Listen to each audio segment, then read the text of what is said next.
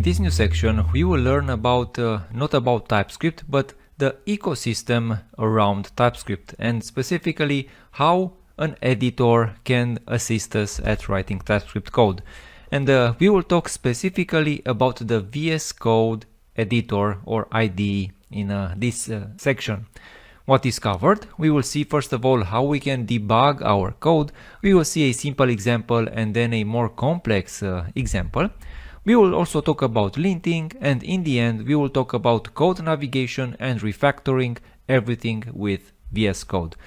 Well, I'm also aware that VS Code is not the only TypeScript IDE, so maybe if you use JetBrains, a solution from JetBrains like WebStorm, like IntelliJ, I've put some resources, some useful resources in the last lecture that will guide you to also use this particular IDE. Well, if you prefer another IDE, you might skip this section and check your specific IDE documentation. This being said, let's see how we can use the VS Code debugger.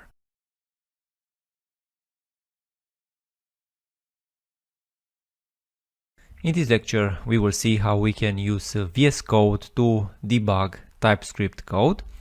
Let's get to work, and the first thing that we need to settle down if we want to debug our code, the very first thing that we need to check is the folder that we are currently in and what exactly do we want to debug.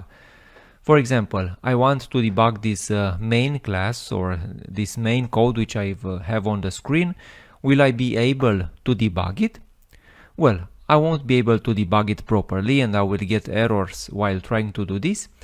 And the reason for that is because I haven't opened the folder or the root folder that I want to debug.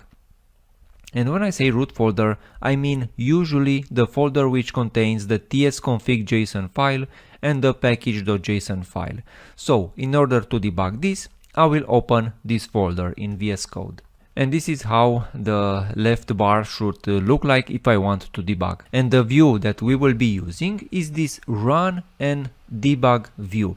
But before debugging, there's one important check that we need to take, is that we should have this source map set to true inside our compiler options. Make sure that you have this set to true. Now debugging should work just fine. So we go to the run and debug view, and we have this main.ts under focus. If I will just click run and debug, it will execute my code, but the program won't stop because we didn't put any breakpoints. So let's put some breakpoints to the code that we want to inspect. For example, I want to inspect this point of my execution, and I will just put a breakpoint right here, a click on the left side, and also maybe a click right here. Alright, now that we have toggled some breakpoints, let's click run and debug. And our breakpoints are hit. If, for example, your breakpoints aren't hit, maybe they are just not called by your code. So this is very important. Make sure that your code, your breakpoints are called by your debugger. Otherwise, they won't be hit. But for us, for the moment, they are hit. And as you can see, this is the debug view. On the left side, we have a view with the variables.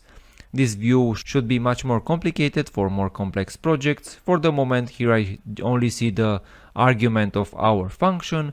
We see the call stack on the left and also our breakpoints. And as you can see right here, we have a view with the different controls that we have during debugging. Let's, for example, return or continue the execution of our project. If we continue, then the next breakpoint will be hit. And as you can see, at this point I can hover over variables and I can see how they look like. For example, here I can see that this uppercase variable, now it's uppercase. I can see directly its value. In the end I can just resume also this breakpoint, or I can step over right here and do it again, and then my code will be stopped. This was basically the debug view. This was just a very simple example. If you want to work with more complicated examples, then you will have to build your own launch.json file. So let's also do this inside this lecture for more complicated examples. And here, when you hit create a launch.json file, here you can select anything because we will do it manually. Right here, let's make some room right here and write everything from scratch ourselves. And this configuration, this will create a new launch.json file inside the .vscode folder inside your opened folder. Right here, let me delete everything and start fresh. And the type of our execution will be node. We want to run this file on node. The request will be launch. Let's give it a name. The name it should be debug local file, and we will see this on the debug view. And for more complicated examples and for more complicated code bases, if you want to use debug, you should also have the TS node library installed. So let me install it. So here I'll say npm install as a dev dependency, TS node. All right. And now let's look at our debug view. Right here we have the entry runtime arguments. And this is an array that we need to run, and then we need to run ts node /register like this. And then we want to say to VS Code what exactly we want to execute. And let's say that we want to execute the currently opened file or the relative file. So right here I will say arguments, and these usually are the files that we want to execute. And here we can just say with a $sign this relative file like this. And what else we can add? We can even add some environment right here, and we can configure some environment entries. For example, I can say right here, for example, request is test, something like this. And this request entry now will be available as an entry inside my debug entry. Let's see if also this approach works. As I said, we can use this for more complicated projects, and let's see if also this approach works. And now if we go to this run and debug view, we will now have an entry, this debug local file. So in order to use it, let's again put a focus on our main file right here, put a breakpoint right here, and let's try to see if everything works. And yes, our breakpoints are also hit. This means that our debug view works. Of course, the debugger is much more complex and powerful than this. You can use debug also with React or with Angular or with other kinds of applications.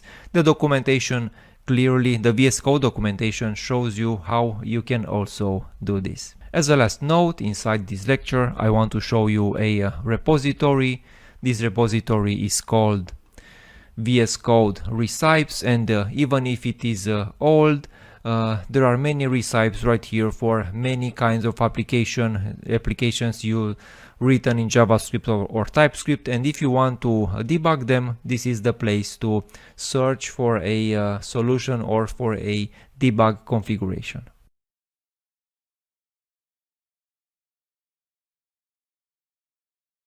In this lecture, we will talk about a great technique called linting, which goes through your code and finds little problems and notices you or even fixes them.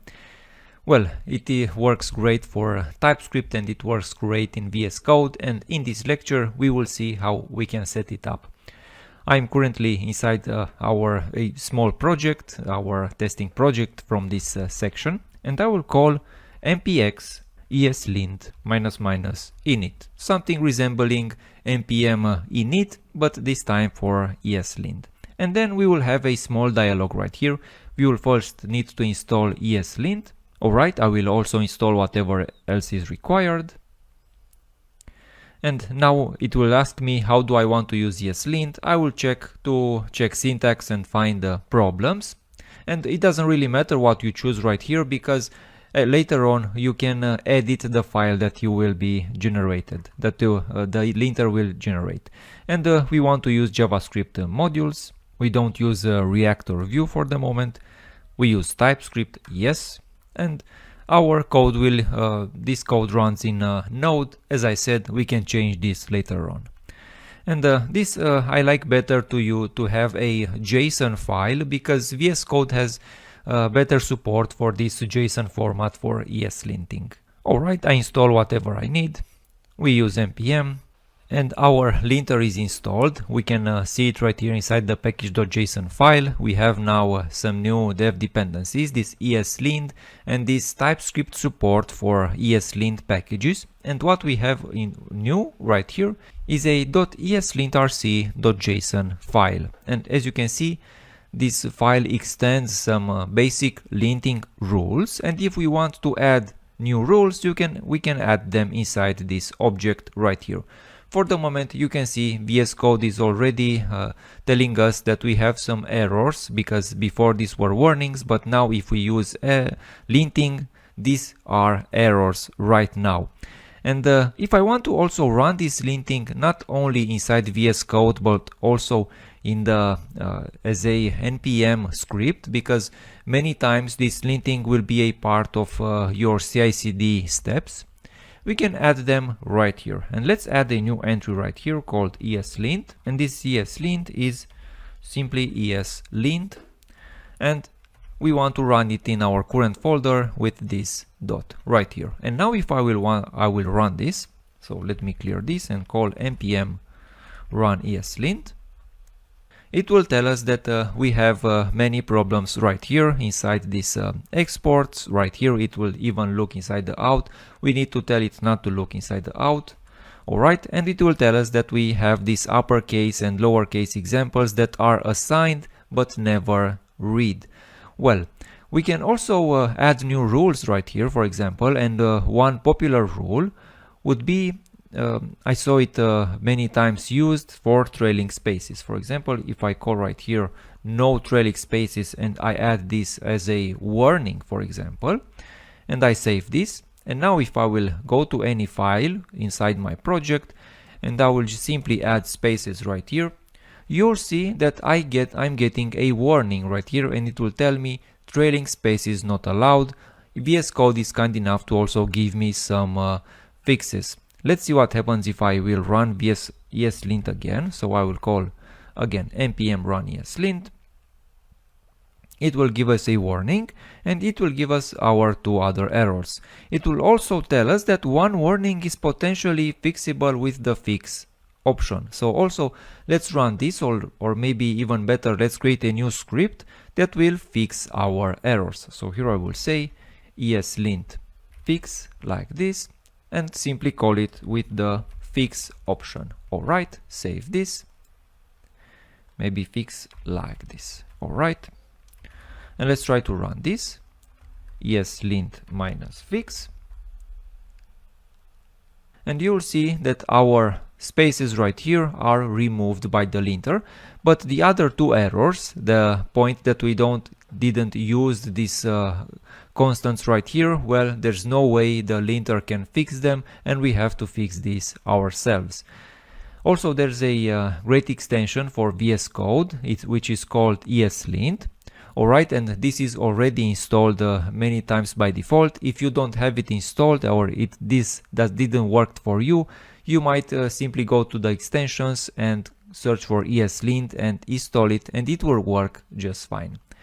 A final note inside this lecture, and currently if we look at the ESLint file, you'll see that this file extends some predetermined packages. There are other popular packages with predetermined rules. One popular package, I saw it, is called ESLint config Airbnb TypeScript. This is a popular set of rules for linting. You might end up working on a project. I have to warn you, these rules are really strict, and many of them are like debatable. But if you want to know how guys from Airbnb work on their code, you can check this ESLint configuration.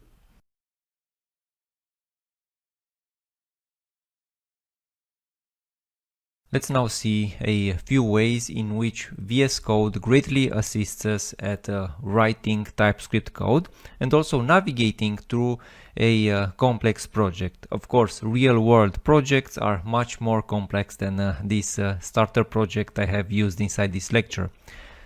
Well, let's first talk about the way we can navigate through code with VS Code and TypeScript. And let's say that you just end up inside one code file and you want to know exactly what is happening or what this toUpperCase method does. The most straightforward way in which you can find out, and I already used this many times throughout the course, is by just clicking and going through clicking through the function name. This way you will end up to the function implementation right here, and if I open this file, then I know exactly what is happening inside this toUpperCase function. I see that this is a promise and I see other important points regarding the function. Well, if let's say that I'm in the other way around, let's say that I see a function and I want to know who exactly is calling it.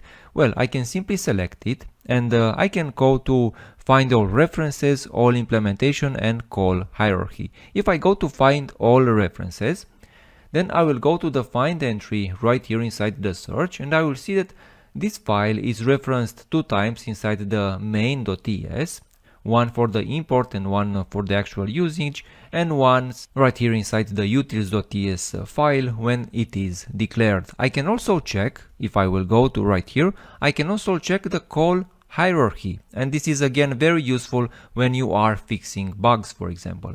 If I go to the call hierarchy, I will end up right this structure, and I can see this function toUpperCase is called inside the start method inside the main file right here, which is called from the main.ts file right here, and if I go lower down the line, this is the last point. Again, for real world examples, this view right here will be much more complex. Again, there are many ways in which we can navigate inside a project. For example, if I will open the command palette, I can open the command palette with F1 or with Ctrl P. If I put a greater than sign right here, I will go through the commands of VS Code. If I don't use it, I can use this view right here as a tool for navigation. I can do searches. I can do all kinds of searching right here, searching for file names, for example. Well, and let's also quickly talk about the ways that VS Code assists us at refactoring our code. And the most straightforward way to refactor a code is sometimes by renaming files and renaming functions inside files. For example, I can rename this file right here and I can say it my utils, a dump name right here. And if I will rename this, then automatically, if I go to main, you'll see now that the import is updated to my utils right here. So VS Code already did this by itself. I can take this one step further and I can, for example, rename this function, and I can call this right here with F2 or with rename symbol, and I can call this toUpperCase async, for example. I click enter. And then again, the references of this file will be updated in the import and also when we are actually using it. And I can take refactoring to the next step. For example, if I have a implementation right here, or if I have a simple string, I can select it. I can go to refactor, and I can have all kinds of ways in which I can extract this constant. For example, I can extract this constant inside an enclosing type right here. I can give it a name. I can say my lowercase, something like this, and this way I have extracted it and I'm not using a magic string right here. Well, these were just a few ways in which we can use the refactor for VS Code. I can recommend you to check the official documentation. If you go to Visual Studio Code and TypeScript, you can just search for VS Code TypeScript and you will end up inside this entry right here for VS Code TypeScript in Visual Studio Code, and here you can find out more about snippets. For example, I haven't touched them, but you can check them right here. About code navigation, about formatting is important, about refactoring, what I already showed you, but you can check it because there are many ways in which you can use this. One final note inside this lecture is for the problems that the TypeScript compiler might end up inside VS Code. And as you can see, if I rename the file, maybe all this already happened to you. This is a problem in VS Code. I don't know when it will be fixed. If I will go to the problems view, I will have an error inside our tsconfig.json file. Well, the only solution right here would be to just restart VS Code, because it will tell us that it can't find this file right here. Sometimes the compiler doesn't know that we renamed a file. So if I go to, again, if I press F1 or if I call the command palette, Ctrl Shift and P, and I select reload window from the developer views, I can check this and VS Code will reload, and this way the error will be fixed. So I have reloaded VS Code and the error is gone. Maybe you will have errors with other parts, for example with linting. Maybe your linting doesn't want to work as you want. If you again go to the command palette and go for lint, you have the option to restart the ESLint server, and this is the option also for other language servers that VS Code uses. Again, if something doesn't work in VS Code, you might even go to the output view, and here you have different outputs right here. For example, the language server or the git file, or you can even go to the main entry right here, and sometimes these errors are also meaningful, and with them you can understand what exactly VS Code doesn't like, and you can fix the error. Well, with this lighter lecture we have finished also this section about how VS Code assists us with TypeScript. Again, this is a point that you will master better with experience, but I hope I gave you a few good guidelines.